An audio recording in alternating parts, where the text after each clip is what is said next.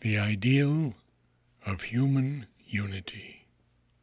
Preface to the first edition.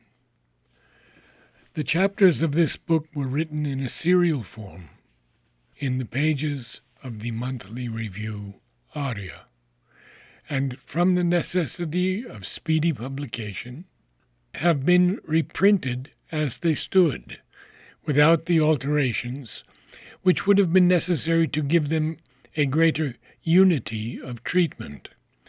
They reflect the rapidly changing phases of ideas, facts, and possibilities which emerged in the course of the European conflict.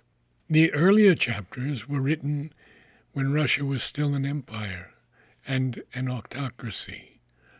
The later parts after the Russian Revolution, and when the war had come nearer to its end. But the dramatic circumstances of the issue, in itself inevitable, could not be foreseen.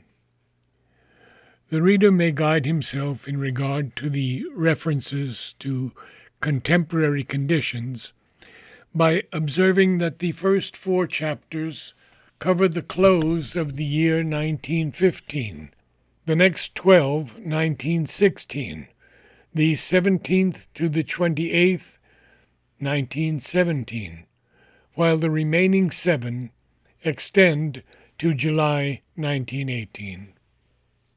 The rapid change of circumstances reflected will serve to bring home the swiftness of the evolution by which what was a hesitating idea and a doubtful possibility at the commencement has become a settled necessity, awaiting speedy formulation.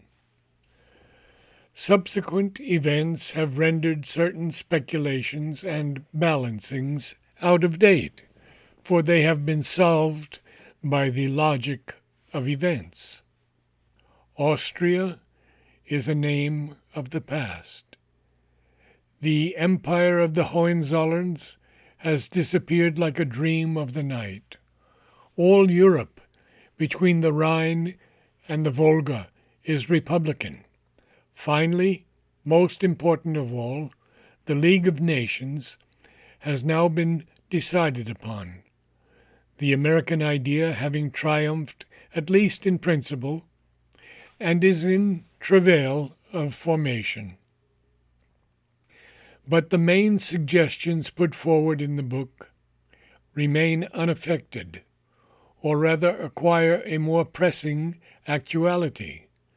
The 2 great difficulties which attend the incipience of this first stage of loose world union will still be, first, the difficulty of bringing into one system the few great empires remaining, few but immensely increased in power, influence, and the extent of their responsibilities, and the greatly increased swarm of free nations, which the force of events, or the power guiding them rather than the will of nations and governments, has brought into being, and the approaching struggle between labor and capitalism.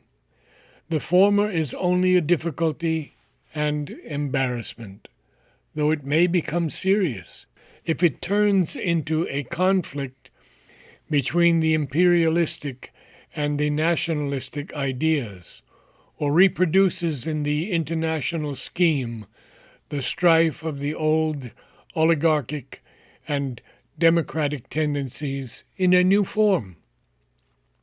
A question between control of the world system by the will and influence of a few powerful imperial states and the free and equal control by all, small nations and great, European and American and Asiatic peoples.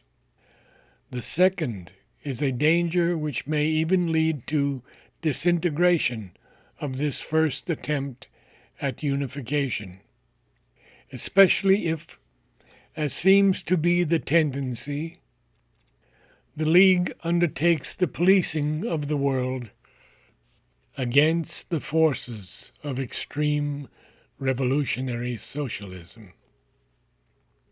On the other hand, the conflict may accelerate, whatever its result, the necessity and actuality of a more close and rigorous system, the incipience, at least, of the second stage of unification. The main contentions advanced in these pages also remain unaffected by the course of events. The inevitability of the unification of the life of humanity as a result of those imperative natural forces which lead always to the creation of larger and larger human aggregates, the choice of the principles which may be followed in the process, the need for preserving and bringing to fullness the principle of individual and group freedom within the human unity, and the insufficiency of formal unity without a growth of the religion of humanity, which can alone make it a great psychological advance in the spiritual evolution of the race. Written in 1919. There is also a publisher's note that was written in April 1950. Publisher's note to the second edition. The ideal of human unity first appeared in the Arya, Volume 2, Number 2, Volume 4, Number 12.